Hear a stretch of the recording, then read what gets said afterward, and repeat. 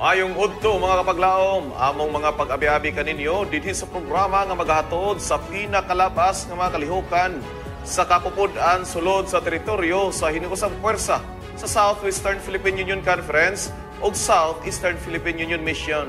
Kininyong ubos nga igsoon, makardayhang. Karong Hulyo 5 tuig 2025 among ihatod diya kaninyong mga pinakadabas nga mga balita nga nagsabwag sa kamaturan ug nagdalaog dakong paglaom ba ng puwersa sa katawan sa Dios. Kini yung kapaglaom, Annalisa La Victoria. Kami magatutok sa matag kalihukan nga magdala kanato sa pagdayeg sa kaayo sa atong Ginoo ug maghatod kanato sa pag-ila sa iyang gahom sa atong kinabuhi. Ako si Riniel Capo. Atong saksihan ang mga programa nga nagdala og paglaom ug paghimaya sa Dios. Si Miguel Ayesha Dumancas. O guban kita sa pagsaksi sa mga kalihukan o kalampusan niini nga semana dinhi sa Mispa Live News and Commentary. Alang sa mga balita nga nagdala og buhing paglaom, mga lideres sa Iglesia Adventista sa Mindanao nangandam alang sa pagtambong sa General Conference Session 2025 sa St. Louis, Missouri, USA.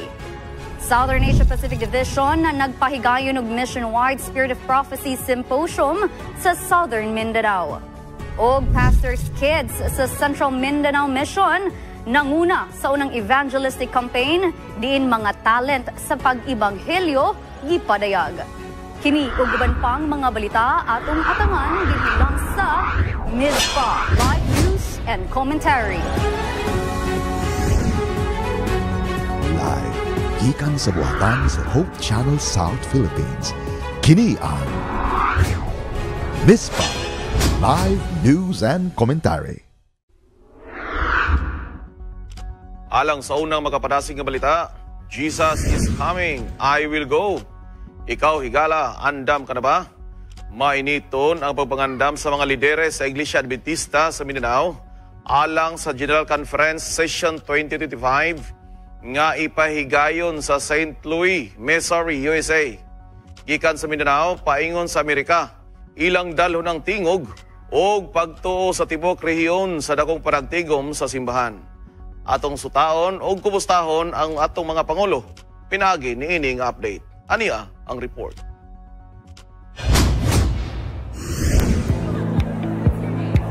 It's a very exciting journey for all the members of the Seventh-day Adventist Church throughout the world. Right now, we are attending the 62nd General Conference session of the Seventh-day Adventist Church here in St. Louis, Missouri. And you guess what? We have so many updates that you need to know, and we believe you are all anticipating.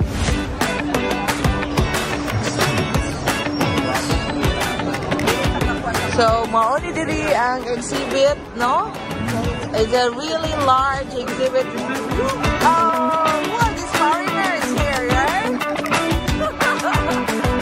So this is the SSD booth here.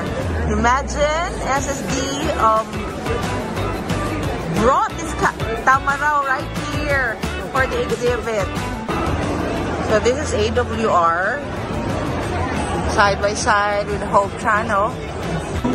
Diri libre ang pudding, lamig kay lang pudding. This is plant-based pudding, libre diri.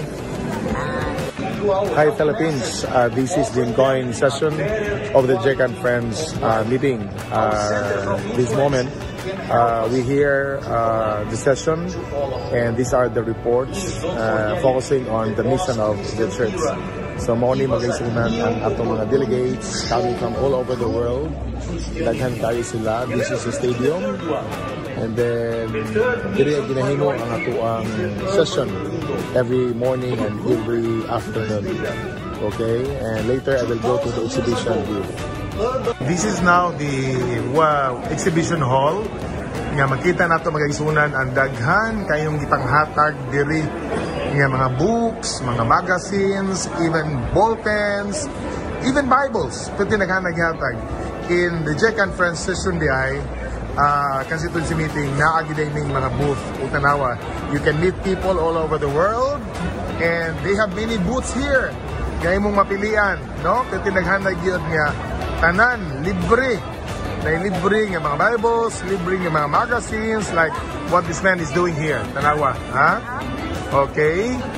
Tanawa, nindot kayo if you attend the Jack and Friends session meeting. Educating for mission.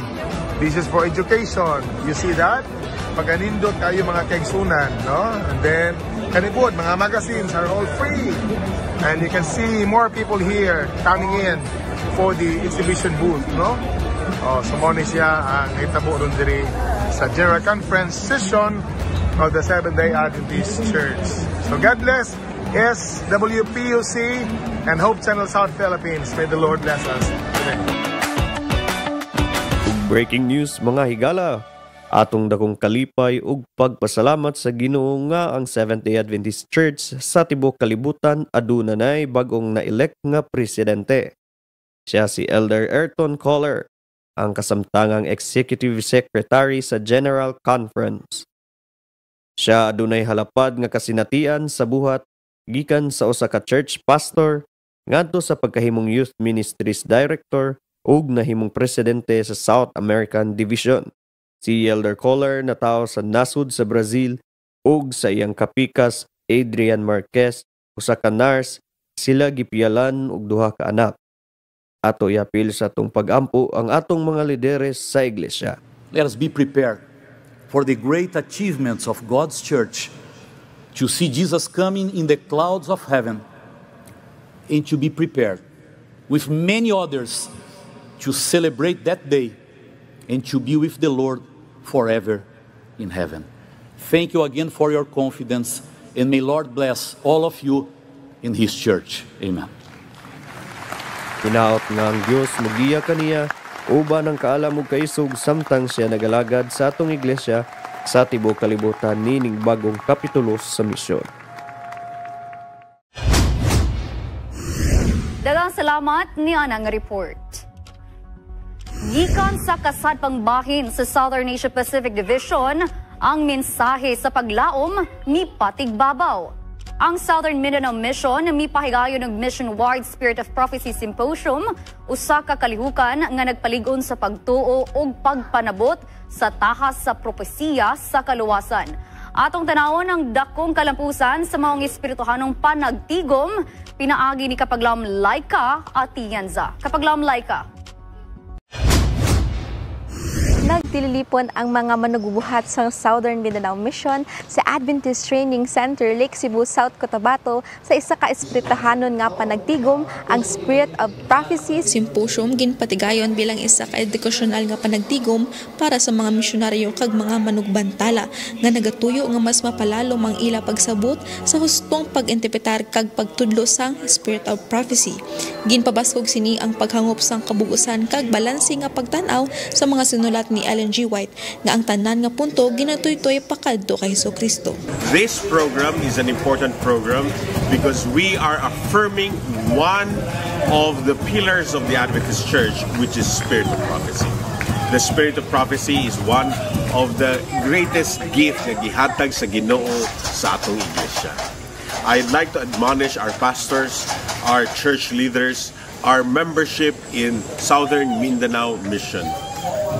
Share the vision. Let the vision be alive. Basahon nato ang mga gisulat ni Sister White, for these are transformative and informative, especially for us who are living in these last days of Earth's history. The main purpose of this symposium, the Ellen White Symposium, Spirit Prophecy Symposium, is to educate our pastors, our administrators, so that they can educate our brethren. Number one, the doctrine of the gift of prophecy, and also how to interpret the writings of Ellen White, and how to put into practice all that was written in the writings of Ellen White. We also would like them to balance and put into the central perspective Jesus Christ and the Bible, and others are peripheral. So we would like them to learn about how to balancely and responsibly interpret the writings of Ellen White. Kini nga panagtigom usa ka gasa, usa ka giya, kag usa ka tinubdan alang sa mga katawhan ni Ginoong Hesus. Kini si Laika Atienza nag-report alang sa Mispa Live News and Commentary. Daghang salamat kapag laom Laika. Anhita sa Central Mindanao Mission. Mga kabatanon ang anak sa mga magwawali kon Pastor's Kids. Nanguna sa ilang unang evangelistic campaign. Gipadayag ang ilang mga talento sa pagwali, pagpamulong o pag-awit nga may kusog og kadasig sa pag-alagad. Atong sutaon kung gyud sa nila pagdala ang maayong balita ngadto sa katawhan. Kauban si Kapaglaom Kesya Kanoy. Kapaglaom Kesya. Hope for everyone. Mao ka na ang tema sa evangelistic campaign nga gidumalaan sa Pastor's Kids of Central Mindanao dinhi dapit sa Alani, Blantapan, Bukidnon. Kini nga kalihukan naglangkob sa mga bata hangtod sa hamtong nga tumatambong matag gabii. Usa niini si Kapaglaom Arnold Cardenis Jr. Grateful kayo ko kay nay mga anak sa pastor diri nga nagani sa mua, tus ganahan kay kog paminaw, gabi kay malingaw ko og feel pud nako nga love kay sa Ginoo. Ganahan ni noon pud ko nga mapastor ko kay kakaibo ko sa uban bata bitaw dira nga magbali sila dira, gusto ko mo try ginana bitaw. Tsada kayo sa feeling nga nakapil ko ani abot sa Ginoo and ayok nga kanang sa sige na kog ani diri ma-apply nako sa akong kagalingon. Ako nga pag-anhi diri sa matagabi ako ang giuban ang akong pamilya labi na ako mga kaapuhan nako aron sa ating madugangan sa ilang kabalo parte sa mga pulong sa Dios. Labi na gyud kay ang nagdala niini nga wali mga batan-on ila sa nga makuan sa ilang kaugalingon nga okay ra di magwali ang mga bata, mga batan-on. Sa mga batan-on sa nagwali, okay sa ila. Bising ako mga apo okay kuno kayo. Ang katasigon sa mga anak sa mga pastor usagid sa inspirasyon nako nga mahimong madasigon pod anay nga trabaho nga gihatag sa amo sa Ginoo tungod kay among parents na in line with the ministries. It is also our duty to be of service to the people and seeing these children do their best in being of service to our mga kaigsuonan, mupod siya ang ako ang strength nga magdupod sa akong best in everything that I do and sa mga task nga gihatag sa amo. May tungod sa kalihukan, misaysay si Ma'am Glenn Lagunday sa iyang mga hunahuna. Mapasalamaton ka ita diri sa Central Mindanao Mission nga ang atong mga kabataan sa pastor o gitawag nato nga PK.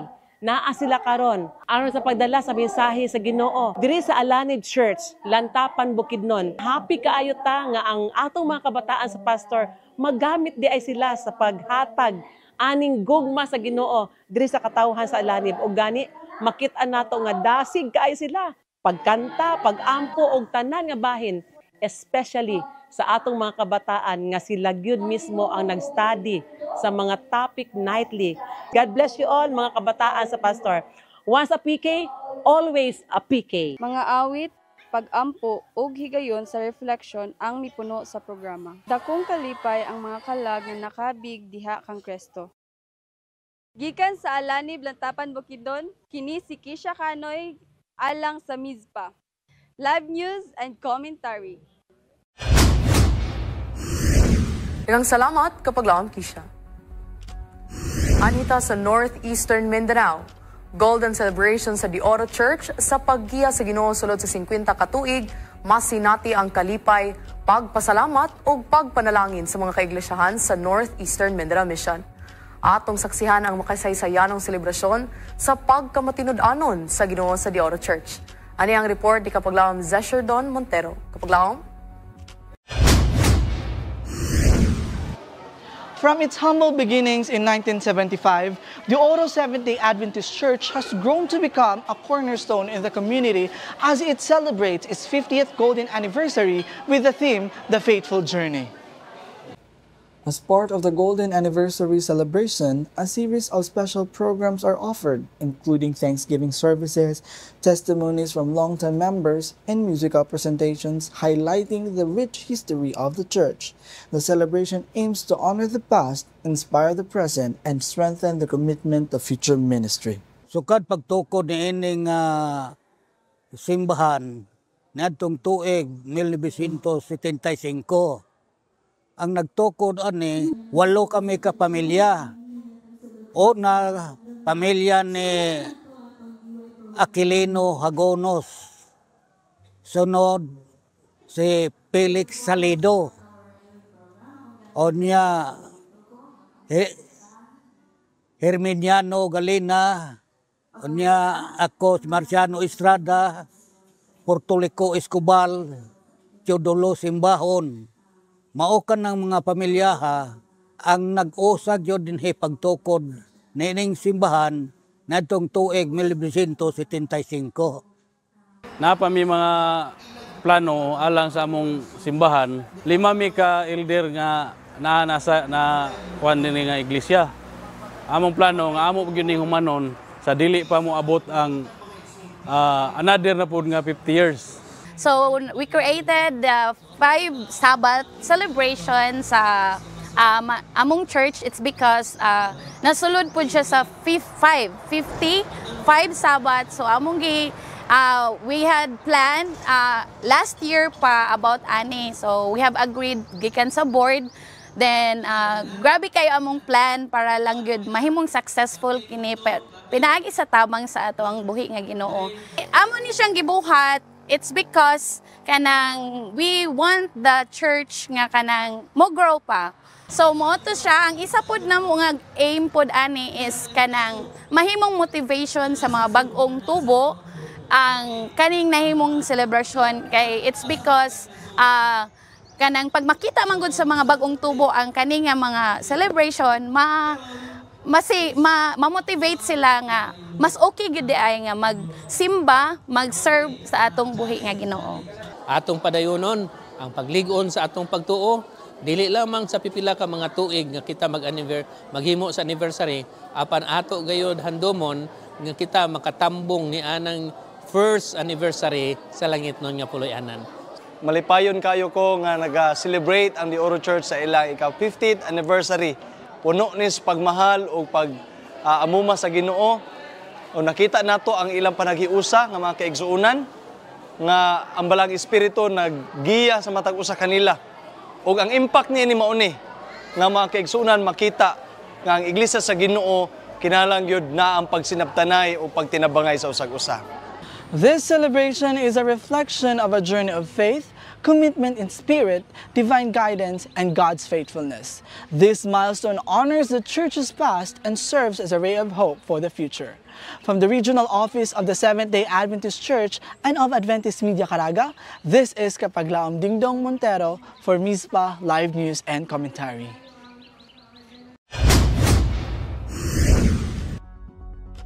Daghang salamat sa mga report. Kapaglaom Zesher. Dugang nga selebrasyon sa pagpasalamat sa paggiya sa Dios. Malampuson nga napahigayon ang ika-78 nga anibersaryo sa Adventist Medical Center Iligan nga nagpakita sa kataas nga dedikasyon sa serbisyo o pag-alagad sa katawhan. Atong tanahon ang mga highlights sa maong mabungahong selebrasyon. Aniya ang report. Isip kabahin sa makahulugaron nga pagsaulog sa ika-78 nga anibersaryo sa Adventist Medical Center Iligan, nagkalain-lain nga mga kalihukan ang gipasugdahan nga nagkasentro sa komunidad isip opisyal nga pagsugod sa maong selebrasyon.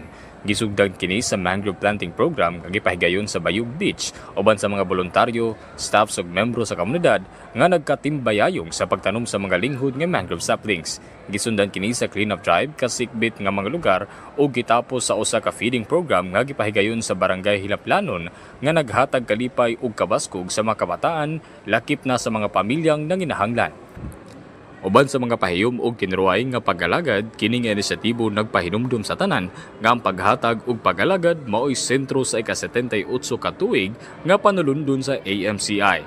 Ang tarang kalihukan nagtudlo og tin-aw nga direksyon para sa usa ka tuig nga puno sa katuyuan ug kalampusan, usa ka pagsaulog dili lang sa kasaysayan apan usab sa paglaom alang sa maabot. Dahang salamat yan ang report o dalaygon ang Diyos. Sa pagbalik mga higala, Adventist Medical Center Valencia nagpahigayon og blessing and dedication ceremony sa bag-ong renovated nga operating room. Kalipay og panagiusag ipasiugda sa Grand Social Night sa Dapitan. Og Adventist Young Adults and Adventist Young Professionals Convention gipahigayon sa Southwestern Philippine Union Conference Compound nagbalampuson ubos sa timang Kadad. Kini og uban pang mga balita ang atong saksihan dinhilang sa MISPA Live News and Commentary.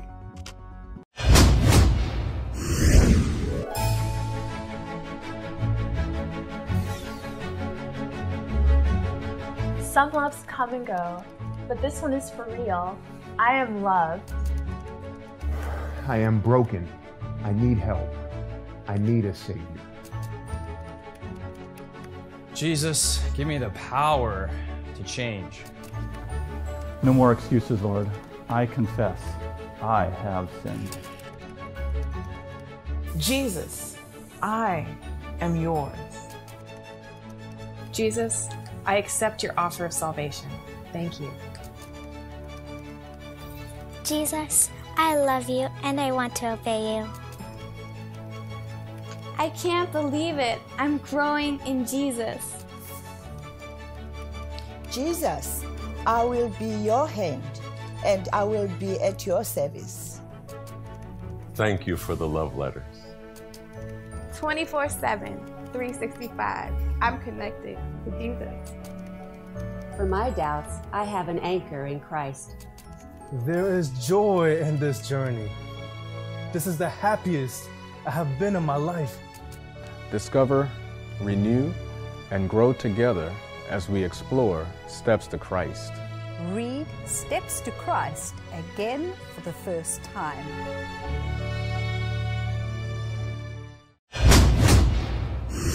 Mayong udto ug happy Sabat sa atong mga kapaglaom.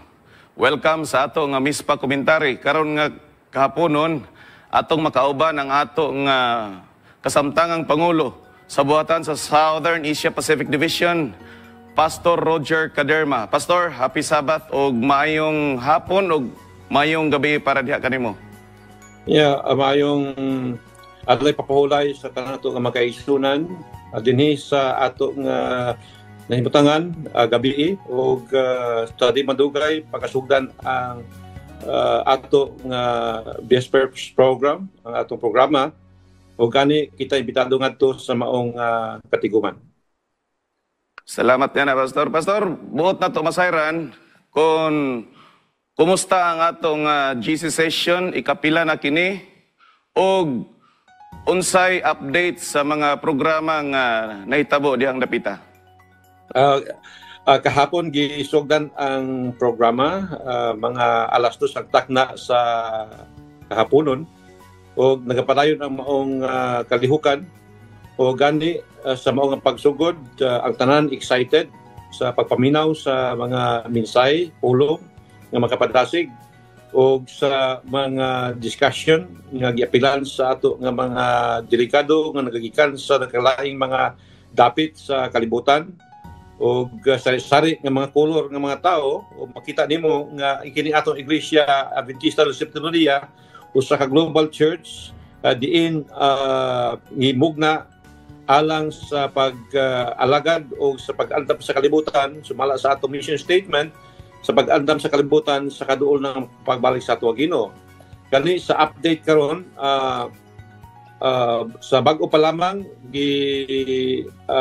deklarar sumala sa resulta sa recommendation sa nominating committee nga kita adunay bag-ong presidente sa Seventh-day Adventist Church nga mao si Pastor Ayrton Kohler nga diin kaniadto siya silbi ingon usa ka executive secretary sa ato nga iglesia. Karon siya napili nga bag-ong presidente sa World Church, so Seventh-day Adventist Church.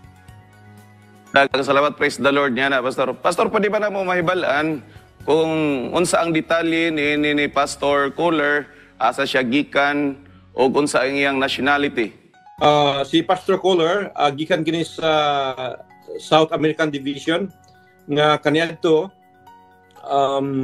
usa ka nahimo nga presidente sa maong nga division o nagkasesari ang mga kasinatian sa pagpagalagad o nahimo siya sunod sa upat ka mga tuig ingon nga atong sekretary sa atong buhatan dinhi sa Dia Conference sa atong Iglesia Adventista del Séptimo Día before siya napili kanina og gidawat sa kadaghanan ang recommendation sa nominating committee.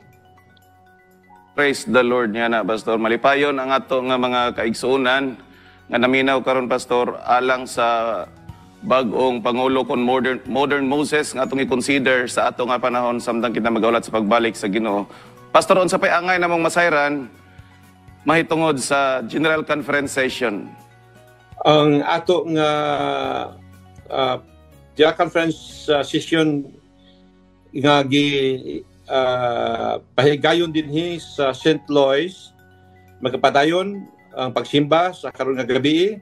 Gani adunay ato nga taga-ato gyud sa Pilipinas, gikan sa hutong sa military nga di nato hinganan apan tungod sa iyang desisyon mianhi sa dinhi aron nga magpabautismo tulo sila kabuo. Gani pagkatapos dinhi atong tambungan kay ato sila i-welcome. O sa sunod nga mga adlaw, magpadayon ang paghisgot sa pagpili sa uban nga mga opisyalis sa ato nga buhatan sa General Conference, ang mga directors, o apil niya na ang ato nga division o kini giatngan, gibantayan sa ato nga mga delegado ang maong resulta sa sunod nga semana sa Domingo hantod matapos kini nga katiguman sa Hulyo 12. Sa mga kana ang katapusang adlaw o kini ma-culminate sa Parade of Nations nga katambungan sa kapin sa 200 ka mga representante nga nagagikan sa laing mga nasod nga nagrepresentar kung kanusa gisugdan ang pagbuhat sa maong nga mga kanasuran hantod nga kita midangat nini nga gidaghanon sa ato nga mga sa atong iglesia membership mikabat na kapin sa 23 milyones ka mga miyembro sa iglesia. Praise the Lord nga na, Pastor, o praise the Lord po sa ato nga mga hamiling kalag nga mudawat sa santos nga bautismo. Pastor, pwede ba nato mabalaan kung pila gyud o bisag estimated number lang sa ato nga mga delegado? Ang official nga delegates 2,800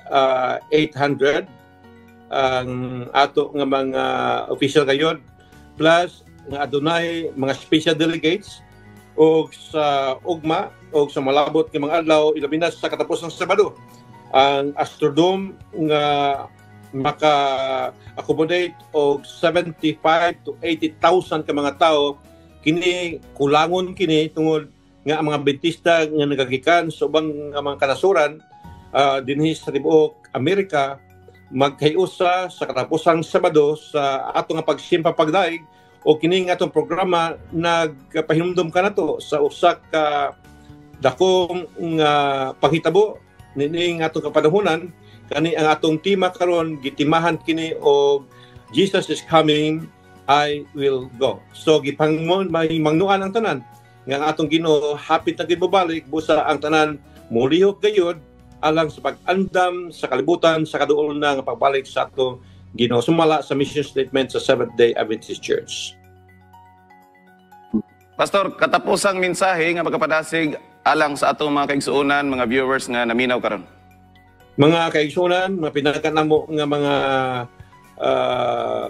kaubanan sa pagtuo nga sumala sa gisulti ni Ginang White nga ang bulahaton dili kini matapos gawas nga ang mga kaigsuunan nato magkahiusa kauban sa mga magbubuhat sumala sa English Pidulungan.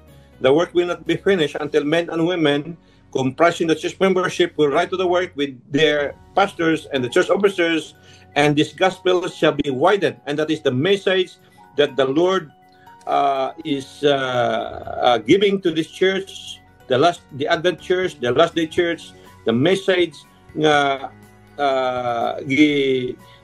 gisulti sa pinadiyag 14:1-12 ang mensahe mao nga ang mensahe sa mga katapusan igamantala sa tanang kanasuran, tanang sinultihan o ipahibalo nga ang atong Ginoo magabalik na sa dili madugay. Pastor Roger Caderma, ang atong kasamtangang Pangulo sa Southern Asia Pacific Division. Balik sa atong mga anchorman.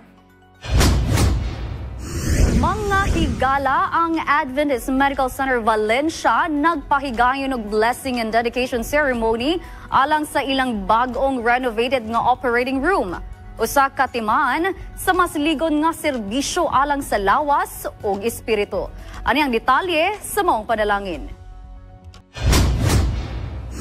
Human sa pipila ka bulan nga renovation, ang Adventist Medical Center Valencia, opisyal nga nag-abli pag-usab sa ilang operating room 2, recovery room ug lounge pinaagi sa usa ka seremonya sa panalangin ug dedikasyon ni atong Hunyo 19, 2025.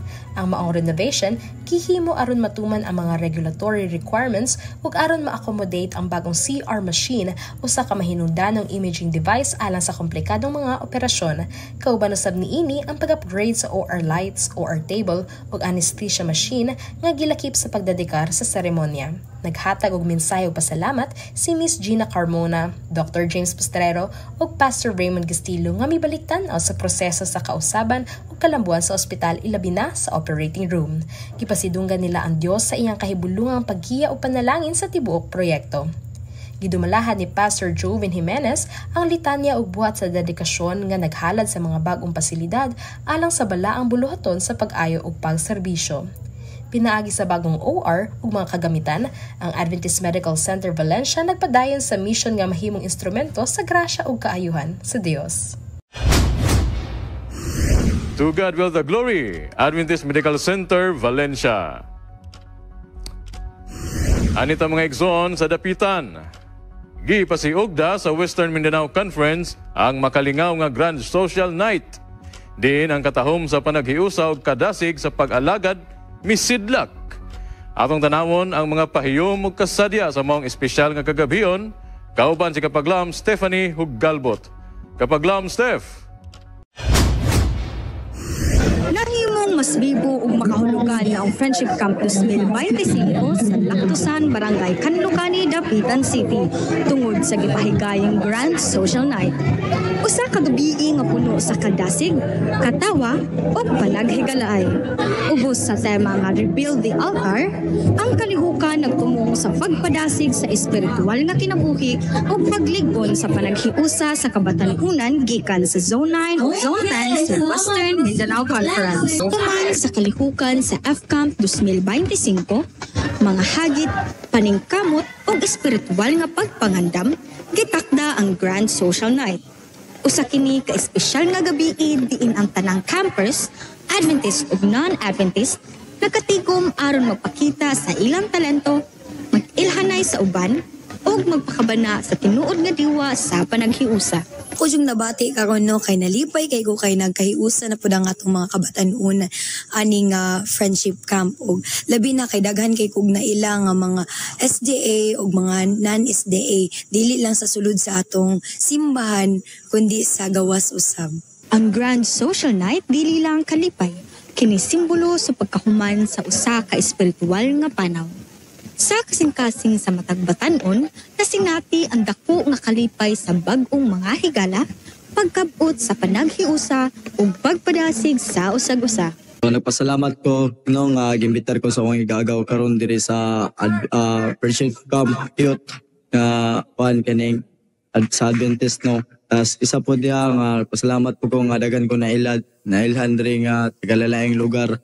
Ug kaning naka-encounter ug kaning mga punong sa Ginoong kining wala po nga ako nga nahibaw-an nga about sa mga memory sa mga verse bitaw.